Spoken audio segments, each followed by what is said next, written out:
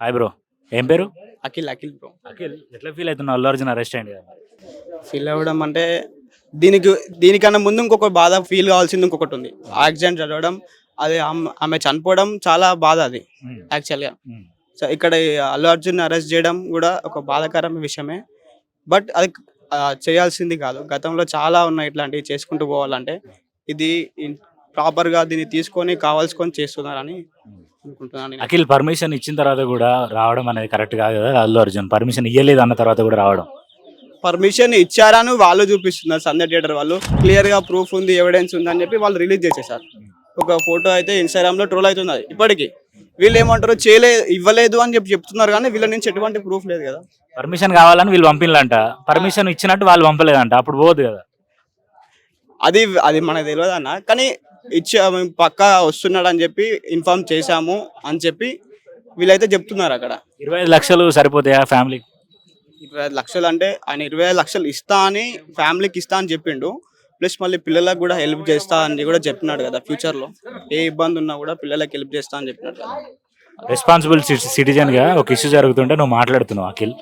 So ఇప్పుడు fanism అనేది ఉండాలి, కానీ మరీ అంత తొక్కిసలాట చేసి అంత ఫ్యానిజం ఉండడం కరెక్టే అంటావా? అది కరెక్ట్ కాదు. అది కరెక్ట్ కాదు. కానీ అక్కడ ఏంటంటే ఫ్యానిజం అనేది ఎవరైనా వస్తారు. ఇప్పుడు నువ్వు ఒక హీరో అయినావు అనుకోనా, నీకు కూడా వస్తారు ఫ్యాన్స్, వస్తారా రారా? ఇప్పుడు నువ్వు మీ గల్లీలో ఉంటావు, మీ గల్లీలో చిన్నపిల్లలు నీకు ఉంటారా, అన్న నమస్తే అంటారా అన్నారా?